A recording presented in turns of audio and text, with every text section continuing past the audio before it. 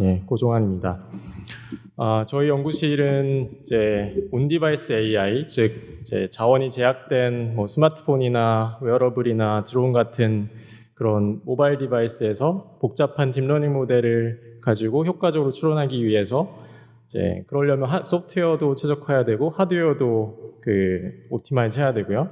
그래서 소프트웨어, 하드웨어를 모두 다루고 있고요. 그래서 다양한 어플리케이션과 태스크를 다루고 있는데 그 중에서도 이제 최근 한 3, 4년 동안 집중했던 분야는 핸드 포즈 에스티메이션 분야고, 그래서 3, 4년 동안 저희가 연구했던 한 대여섯 개의 논문을 어떤 스토리를 가지고 쭉 소개를 해드리는 시간을 갖겠습니다. 일단 핸드 포즈 에스티메이션이 무슨 태스크냐라고 했을 때 여러분 손 보시면은 이제 관절이 있잖아요. 손가락에 관절이 있고 이제 그런 여러 개의 키 포인트들이 있는데 그 키 포인트들의 3차원 좌표를 알아내는 겁니다. 3차원 좌표를 알아내야 되는데 그걸 알아내기 위해서 잠시만요. 예, 알아내기 위한 정보가 되는 거는 주어지는 거는 뎁스 카메라, 그러니까 3D 카메라, 그러니까 거리를 측정할 수 있는 3D 카메라로부터 측정된 손의 뎁스 이미지 또는 그거를 이제 포인트 클라우드 형태로 바꾼 포인트 클라우드 인풋이 되겠고, 이제 그 정보를 가지고 우리가 3차원의 좌표를 뽑아내는 건데, 물론 이 좌표 정보 이 자체만으로도 의미가 있고, 보통 이 좌표를 가지고 어떤 손 동작을 하고 있는지를 유추할 수 있기 때문에 VR이나 AR 기기에서 손을 가지고 인터랙션 하거나 아니면 원격에 있는 로봇을 제어하거나 원격 수술을 하거나 하는 그런 태스크에서 손 동작을 에스티메이트하고 따라하는 그런 어플리케이션들에서 굉장히 중요한 작업이라고 할 수 있습니다. 그래서 저희가 이제 한 3년 전이죠. RCCB 2021년에 논문을 제출하는 걸로부터 시작을 했었는데, 그때 키 아이디어는 뭐였냐면요. 손 동작을 한다는 건 결국 그러니까 사람의 손의 관절의 연결이 스켈레톤이 이제 2차원적으로 있다가 내가 어떤 위지를 가지고 힘을 주면서 이렇게 손을 움직이는 거잖아요. 그렇게 포스를 가함으로써 손이 접히는 그런 개념이라고 볼 수 있죠.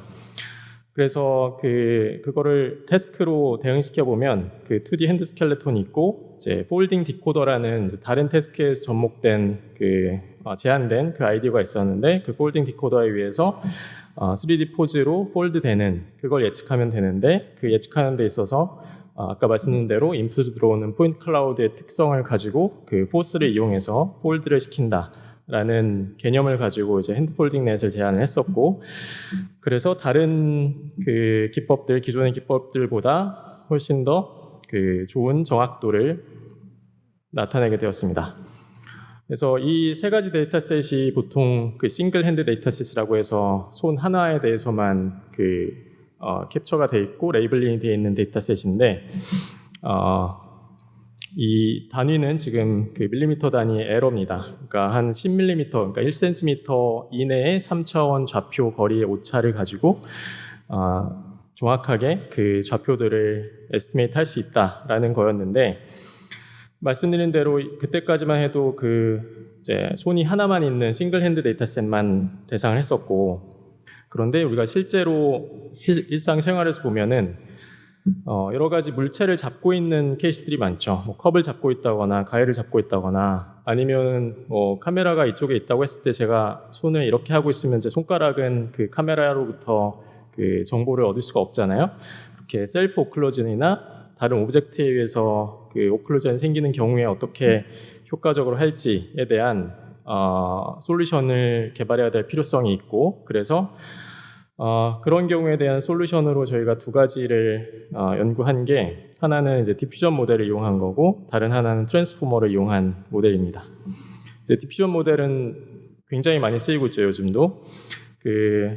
왜냐하면 뭔가 언서튼티에 대해서 모델링하거나 프로세싱하기에 굉장히 효과적이기 때문에 그래서 저희도 결국 오클루전이라고 하는 건 언서튼티의 일종이기 때문에 디퓨전을 가지고 효과적으로 해결할 수 있다라고 생각을 했고, 또 하나는 이제 오클루전이라고 하는 건 예를 들면 뭐 이 부분이 이렇게 가려져 있어서 뭐 여기까지는 관절입에 대한 로컬 정보가 보이고 뭐 이 부분까지는 보이는데 중간이 보이지 않는다라고 했을 때 사람들은 다 그 유추를 할 수 있잖아요. 이 연결 관계 때문에 한 손가락의 끝과 뭐 그 나머지 끝이 어딘가에 있다고 하면 중간은 그 사이에 어딘가에 있겠구나라는 거를 이제 기구학적인 인포메이션을 가지고 추론할 수 있을 텐데, 이제 오클루전이 생겨서 어느 일부분이 안 보인다라고 하면 그런 정보를 더 많이 사용하고, 그렇지 않으면 로컬 정보를 사용할 수 있도록 그 다이내믹하게 어저스트하는 방법으로 트랜스포머를 개발했었습니다. 이제 그 두 가지에 대해서 좀 더 말씀을 드리면, 디퓨전이라고 하는 게 이제 결국은 뭔가 클린한 뭐 그라운드 트루스 정보에서 디퓨전을 통해서 노이즈를 더하면서 이제 순수한 노이즈가 되는 거고, 반대로 우리가 원하는 방향은 이 노이즈로부터 계속 디노이징을 거쳐서 그 그라운드 트루스에 우리가 원하는 그 포즈 에스티메이션을 하는 건데, 결국은 이 디노이징 과정에 어떤 컨디션을 적절하게 가해줘야 우리가 원하는 포즈를 만들 수 있게 됩니다. 그래서 그 컨디션으로 이용한 거는 이 뎁스 이미지와 포인트 클라우드 양쪽에서 모두 뽑아낸 그 정보를 이용하는데, 그것도 이제 로컬 정보뿐만 아니라 조인트 와이즈 정보 그 두 개를 적절하게 이 디노이징 과정에 주입함으로써 효과적으로 그 에스티메이션을 할 수 있었다라는 거였고, 이제 올해 CVPR 2024년 하이라이트 논문으로 발표를 했고요. 그래서 이제 기존의 싱글 핸드 데이터셋뿐만 아니라 핸드 오브젝트 인터랙션 데이터셋에서도 좋은 성능을 거두게 되었다라는 거였고요. 거기에 더 나아가서 이제 좀 다른 방향으로 그 해결을 한 논문이 이제 아까 말씀드린 대로 그 그래프 트랜스포머를 이용하되 이제 로컬 정보하고 그 글로벌한 이제 연결 정보를 둘 다 같이 어댑티브하게 이용하면서 이제 오클루전이 생기는 정도에 따라서 그 어떤 정보를 더 많이 이용할까를 어댑티브하게 정함으로써 더 오클루전의 그 로버스트한 에스티메이션을 할 수 있게 한 연구였고, 이제 다음 달에 ECCB에서 발표를 할 예정입니다. 그리고 이 논문은 이제 저희 학생이 포스터 세션에서도 발표를 할 예정이라 그때 더 자세히 그 궁금하신 내용이 있으시면 파악하시면 될 것 같고, 이것도 마찬가지로 싱글 핸드뿐만 아니라 그 인터랙션 데이터셋에서도 좋은 성능을 나타냈습니다. 그래서 저희가 이제 그 모델 차원으로 높은 정확도를 위해서 여러 가지 모델을 개발을 해왔는데, 결국은 이게 실제 어플리케이션에서 쓰이려고 하면 어떤 고려사항이 더 있어야 되느냐를 살펴보면, 그러니까 아까 말씀드린 것 중에 하나가 AR 글래스인데요. 그러니까 AR 글래스를 이제 쓰고 뭔가 인터랙션을 해야 되죠. 그러니까 핸드폰처럼 명시적인 입력 할 수 있는 어떤 그 수단이 없기 때문에 지금 방금 동영상에서 보신 것처럼 가상의 메뉴가 띄워지고 거기서 그 사용자가 손을 움직인다든지 어떤 부분을 클릭한다든지 그런 걸 가지고 인터랙션을 해야 되는데, 그 어플리케이션을 생각해 보시면 일단은 굉장히 정확해야 되겠죠. 뭐 어딘가를 눌렀는데 옆에 누른 거를 잘못 인식한다던가 그러면 안 되기 때문에 일단 정확하게 해야 되는 것뿐만 아니라 굉장히 빠르게 해야 됩니다. 그러니까 사람이 이렇게 뭐 머리를 움직이는 것도 굉장히 빠른데다가 내가 눌렀는데 한참 있다가 뭐 누른 것처럼 인터랙션이 되면 굉장히 사용자가 불만이 많겠죠. 그래서 이제 그 정확하면서 빠른 추론을 해야 되는 것뿐만 아니라, 근데 이제 플랫폼의 특성을 생각하시면 결국은 궁극적으로 이제 AR 글래스라는 게 이런 안경 형태로 다 집적이 돼야 되기 때문에 그 안경 프레임 상에 그 큰 배터리를 탑재하기가 어렵습니다. 그래서 그 파워 컨섬션에 대한 그 제한이 굉장히 큰 응용이고, 그리고 칩 자체도 뭐 큰 칩을 그 탑재할 수가 없겠죠. 그래서 이제 당연히 뭐 GPU나 이런 거를 사용하기는 어려운 거고, 물론 그 스마트폰이랑 연결해서 스마트폰에서 대신 연산을 해준다는 것도 생각해 볼 수 있지만, 그러면 또 통신에 대한 레이턴시가 또 드는 거고요. 그래서 어쨌든 온칩으로 효과적이고 빠르게 그리고 정확하게 이런 태스크를 하기 위해서는 분명히 전용의 하드웨어가 필요합니다. 그래서 저희가 이제 하드웨어 얘기를 하기 전에 이제 일단은 저희가 아까 소개드린 2021년 핸드폴딩 넷의 구조의 어떤 그 문제를 한번 짚고 넘어가면 이제 여기 보이시는 게 핸드폴딩 넷의 구조인데 거의 대부분의 딥러닝 모델이 그렇듯이 정확도를 올리려면 컴퓨테이션이나 파라미터를 더 써야 되는 거고 특히 그 모델의 복잡도가 디자인을 한번 하고 나면 그때 딱 정해지죠. 정해지고 그렇게 정해진다고 하면 그 정해진 모델을 예를 들면 뭐 모바일 GPU에는 탑재할 수 있었지만 AR 글래스에는 탑재할 수가 없고 너무 컴퓨테이션이나 파라미터가 커서 그런 문제 때문에 여러 가지의 다양한 디바이스에 어댑티브하게 디플로이가 하기가 어렵다라는 특성이 있죠. 그래서 이러한 그 고정되어 있는 구조가 아니라 좀 어댑티브한 구조를 생각해 보게 되었는데 그 계기는 뭐냐면 결국은 이 핸드폴딩 구조 자체가 어떻게 되어 있냐면 일단은 기본적으로 피처 익스트랙션을 하고 이제 리파이먼트를 여러 번 거치게 되어 있었습니다. 고정적으로 이제 2번을 거치게 되어 있었던 게 핸드폴딩 넷이었는데 이 리파이먼트를 계속 하면 할수록 그 연산은 더 많이 하면서도 거꾸로 이제 정확도는 올라가는 거죠. 이제 그런 개념이 사실은 이제 RNN의 개념이랑 거의 다 있잖아요.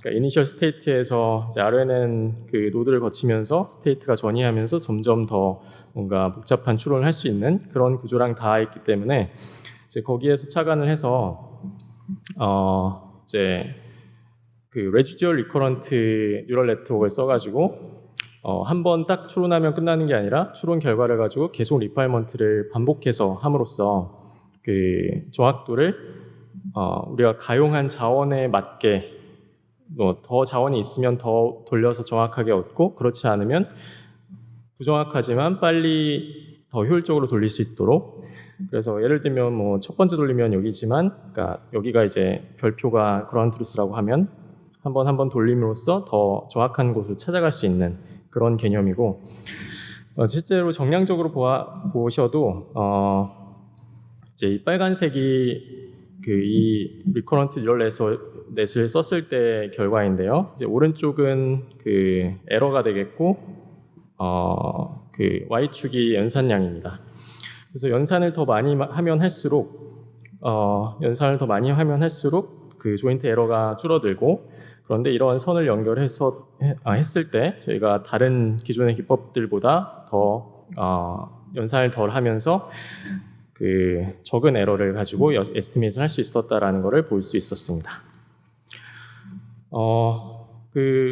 이제 하드웨어 얘기가 나오는데요. 결국은 이제 이런 것들이 그 AR 글래스를 타겟으로 이제 에이직화 돼야 되기 때문에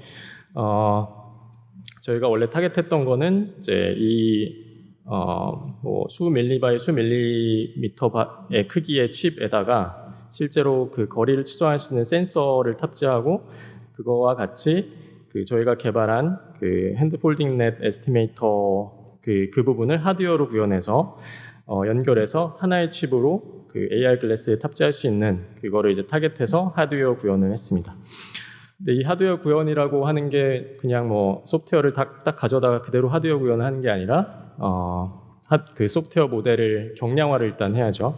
그래서 파라미터 수가 너무 많으니까 불필요한 파라미터를 쳐내는 뭐 프루닝도 하는 거고 그 각각의 뉴런이나 웨이트의 그 프리시전을 낮추는 그 퀀타이제이션 작업도 하고 그런 식으로 경량화를 하는 작업이 있고 이제 하드웨어적으로는 이제 이 파라미터들이 메모리에 탑재된 다음에 그 메모리에서 이 그 컴퓨팅 어레이로 어떻게 효율적으로 읽어가지고 연산할 거냐라는 측면에서 그 데이터 패스의 옵티마이제이션도 굉장히 많이 했습니다. 그래서 이제 FPGA 상으로 실제 그 상용 카메라랑 연결해서 시연을 하는 모습이고요. 근데 그 다른 웍들과의 비교이긴 한데 사실 그 기존에는 3D 핸드포즈 에스티메이션으로 FPGA로 제대로 구현해가지고 성능이나 효율성을 뽑아냈던 그 케이스가 사실 없었습니다. 그래서 뭐 어쨌든 저희가 비슷한 포즈 에스티메이션이나 또는 FPGA의 다른 엑셀러레이터에 비해서 더 효율적인 추론을 할 수 있는 시스템을 개발했다라는 거고요. 근데 여기까지 말씀드리면 아마 의문을 가실 텐데, 그러니까 이런 시연을 할 때는 저희가 그 카메라에 손을 굉장히 가깝게 갖다 대고 뒤에는 아무 오브젝트가 없게 하고 이 카메라의 그 필드 오브 뷰에 손이 딱 맞게, 그러니까 카메라가 캡처한 이미지를 보면은 딱 손만 딱 중심에 들어가 있게 한 상태에서 그 모든 이밸루에이션을 수행하고 그래야 그 정확한 포즈를 에스티메이트 할 수 있기 때문에, 그러니까 이렇게 하는 이유는 이제 데이터셋 자체가 이렇게 만들어져 있기 때문에, 그러니까 싱글 핸드 데이터셋도 딱 크롭된 부분을 그 뉴럴 네트워크에 넣어가지고 트레이닝을 하게 돼 있거든요. 근데 실생활을 생각해 보면은 항상 이러한 손 부분을만 그 3D 카메라가 캡처한다는 보장이 없죠. 그러니까 제가 뭐 카메라에 조금 더 멀리 떨어져 있을 수도 있고, 그러면 제 그 모든 상반신이 다 캡처될 수도 있고, 뭐 다른 사람이 같이 캡처될 수도 있고 그렇잖아요.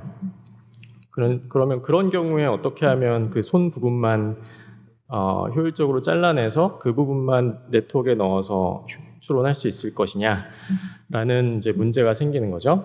그래서 그 관점에서 저희가 지금 이제 작업하고 있는 내용은 뭐냐면, 예를 들면 첫 번째 프레임에 뭐 어디에 물체가 있는지, 우리가 원하는 물체가 어디 있는지 모르니까 그냥 다 캡처를 해본 다음에 어쨌든 뭐 러프하게나마 우리가 원하는 손 부분의 3차원 좌표가 어딘가에 딱 잡힐 거잖아요.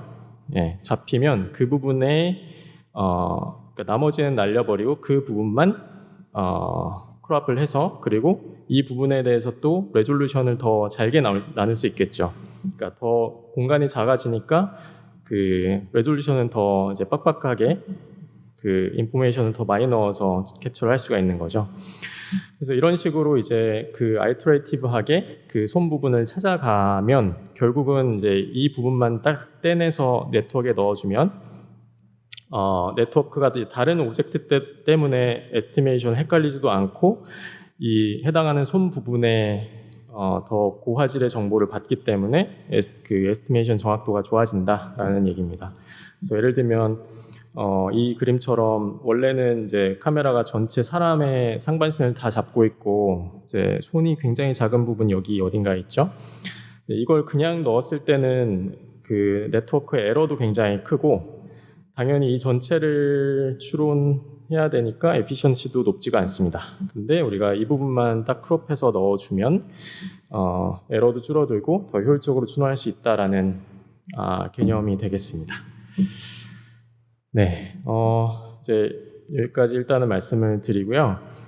그래서 뭐 오늘 말씀드린 내용을 좀 정리를 해보면, 일단 저희가 처음에는 뭐 인터랙션이나 이런 거 생각하지 않고 그냥 싱글 핸드 케이스에 대해서 정확한 추론을 해보자라는 의도로 이제 핸드 폴딩 넷이라는 네트워크를 제안했었고, 근데 실제 상황에서는 그 핸드랑 오브젝트랑의 인터랙션 또는 그 손 자체의 오클루전 때문에 에스티메이션이 잘 안 되는 케이스들이 있어서 그냥 일반적인 네트워크 가지고는 안 되겠다라고 해서 디퓨전 모델 그리고 이제 어댑티브 그래프 트랜스포머 모델을 사용했던 두 개의 연구였고, 그 다음에 좀 더 이제 시스템 관점으로 죄송합니다. 이게 그 애니메이션이 계속 자동으로 넘어가서 네, 시스템적인 관점으로 그냥 픽스된 모델이 아니라 뭔가 어댑티브하게 연산을 더 많이 하면 더 정확한 추론을 할 수 있고 덜하면 부정확한 정보를 얻을 수 있는 그런 플렉서블한 네트워크를 통해서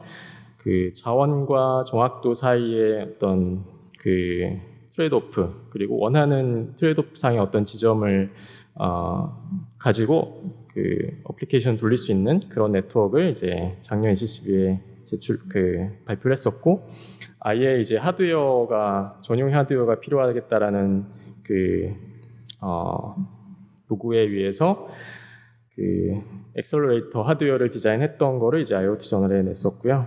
이제 지금은 아까 말씀드린 대로 그 손이 어디 부분에 있는지를 계속 다이내믹하게 크로핑하고 프로세싱하는 식으로 해서 더 효율성을 증가시키고 있습니다.